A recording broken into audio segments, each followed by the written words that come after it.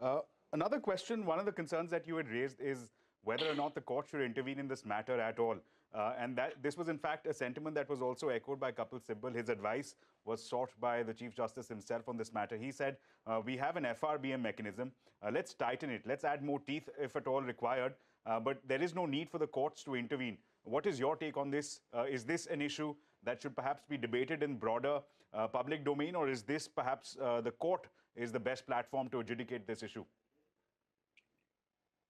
I have never seen any democratic country, at least, and I think I've operated businesses or worked in a few dozen, and I've traveled to about 60. I have not yet seen a democratic country where the judicial system should be the decider of how money is raised or spent, right? That is almost in every democracy the exclusive domain of elected legislators, and then through them the government, right? Because you have a house, you have to pass a budget. My concern is a bit more profound in what you said, right? Because if you're going to look at who is really being controlled and who is being held accountable, in any democracy, we should not create a higher hurdle for opposition than those who are sitting in government.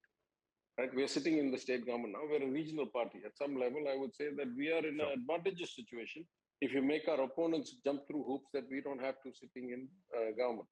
But as a believer in democracy and the Constitution at heart, I ask the question, if you start applying some benchmark to people who are sitting outside the government that is effectively not binding on the people who are sitting inside the government, is this good for democracy?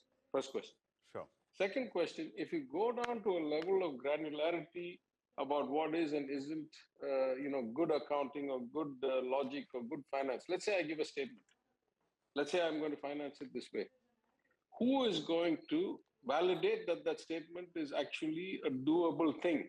Who's going to be the authority? Which neutral financial authority, of India is going to validate the possibility of my funding model for my freebie is valid or not valid? If I'm inside the government, it's very easy. I put it into the government's policy.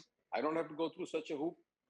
Now you go to the last part of your question, which is the whole question of FRBM and so forth. In fact, the FRBM has not been, in uniform value add across the country, right? If you look at the union government, I think the FRBM Act has been amended or effectively, extended the deadline for reaching compliance. Every year of the 18 years or 19 years has been in existence. In the state of Tamil Nadu, that was not the case. In the state of Tamil Nadu, it did a brilliant job. Our equivalent tax, you see, the FRBM only applies to the parliament. The equivalent act in Tamil Nadu is called the FRA Act, the Financial Responsibility Act in 2003. The FRA Act produced outstanding, brilliant results, right? The debt to GDP ratio of Tamil Nadu went down from 28% or so down to 16 or 17% in like 11 or 12 years across ADMK, DMK, across all the governments that have existed in that period.